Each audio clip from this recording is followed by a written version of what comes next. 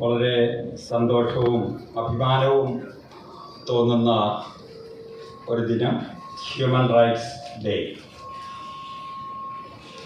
Human rights ഫൗണ്ടേഷൻസിനെ സംബന്ധിച്ചിടത്തോളം എല്ലാ വർഷവും നമ്മൾ 2009 ഓർഗനൈസേഷൻ തുടങ്ങിയ കാലഘട്ടം മുതൽ ഇന്ന് വരെ എല്ലാ വർഷവും ഹ്യൂമൻ റൈറ്റ്സ് ഡേ സെലിബ്രേറ്റ് ചെയ്തുകൊണ്ടിരുന്നു.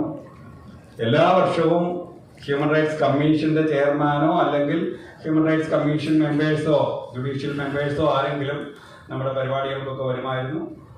പക്ഷേ ഈ പ്രാവശ്യം ഹ്യൂമൻ റൈറ്റ്സ് കമ്മീഷൻ ചെയർമാന് വരാൻ പറ്റിയില്ല. പക്ഷെ നമുക്കൊരു ഭാഗ്യം കിട്ടി. സിറ്റിംഗ് ജഡ്ജായിട്ടുള്ള ജസ്റ്റിസ് എൻ നഗരേഷ് സാറിനെ നമുക്ക് ഇപ്രാവശ്യം കിട്ടിയിട്ടുണ്ട്. അത് നമുക്ക് വളരെ സന്തോഷമുള്ള ഒരു കാര്യമാണ്. ഞാനതിൽ അഡ്വക്കേറ്റ് ശിവകുമാറിനോട് പ്രത്യേകം നന്ദിയും പറയുന്നു. കാരണം അദ്ദേഹം ഹൈക്കോടതിയിൽ പ്രാക്ടീസ് ചെയ്യുന്നുണ്ട്. ഞാനും സത്യം പറഞ്ഞു കഴിഞ്ഞാൽ ഹൈക്കോടതിയിൽ എൻ്റെ പേരിൽ കേസുകൾ ഞാൻ ഒത്തിരി അപ്പിയർ ചെയ്യുന്നതായിട്ട് കാണുന്നുണ്ട്. പക്ഷേ ഞാൻ ഒരു അസോസിയേറ്റിലായതുകൊണ്ടാണ് ഇതുവരെയായിട്ടും സത്യം പറഞ്ഞു കഴിഞ്ഞാൽ എനിക്ക് ഹൈക്കോടതിയിൽ പോയി ഒരു കേസ് നടത്താൻ പറ്റിയിട്ടില്ല. പക്ഷേ എൻ്റെ പേരിൽ ഞാൻ അഡ്വക്കേറ്റ് ആയതുകൊണ്ട് എൻ്റെ പേരിൽ എൻ്റെ അസോസിയേറ്റ്സ് കേസുകൾ നടത്തുന്നുണ്ട്. ഞാൻ ഒട്ടുമിക്ക സമയത്തും പുറത്തായതുകൊണ്ട് നമ്മുടെ വേറെ ഓഫീസാണ് അത് ചെയ്യുന്നതെന്ന് മാത്രം. അപ്പം ഞാൻ ഇന്ന് വളരെ സന്തോഷത്തോടുകൂടി നിൽക്കുകയാണ് ഇവിടെ. എറണാകുളം ജില്ലയിൽ ഇത് കഴിഞ്ഞതിന് മുമ്പത്തെ വർഷം നമ്മളിവിടെ നടത്തി, ഇപ്രാവശ്യവും നമ്മളിവിടെ നടത്തുന്നു. വളരെ സന്തോഷമുണ്ട്.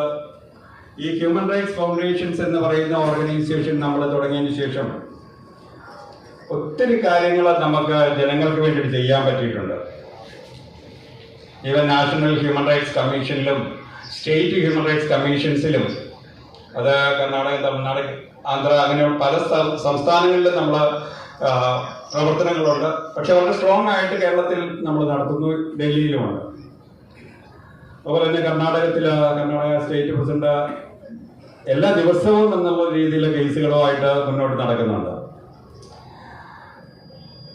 ഇതെല്ലാം നമ്മൾ നമ്മുടെ പോക്കറ്റിൽ നിന്നും കാശ് കണ്ടെത്തി നമ്മൾ ചെയ്യുന്നതാണ്. ഇന്നത്തെ ഈ പ്രോഗ്രാം പോലും നമ്മൾ ഓരോരുത്തരും ഒട്ടുമിക്ക പേരും, അതായത് മെമ്പേഴ്സ് ആയിട്ടുള്ളവർ 500 രൂപ വെച്ച് കോൺട്രിബ്യൂഷൻ ഇട്ടിട്ടുണ്ട്, ഓരോ ജില്ലകളിൽ നിന്നുള്ളവർ. അത് നമുക്ക് കൃതാർത്ഥത നൽകുന്ന ഒരു കാര്യമാണ്.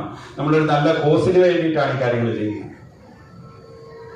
നമ്മളൊരു ആക്ടിവിസ്റ്റ് ആയിരുന്നത് നമ്മൾ ആരും നമ്മുടെ സ്വന്തം കാര്യത്തിന് വേണ്ടിയിട്ട് ഈ കാര്യം ഉപയോഗിക്കുന്നില്ല.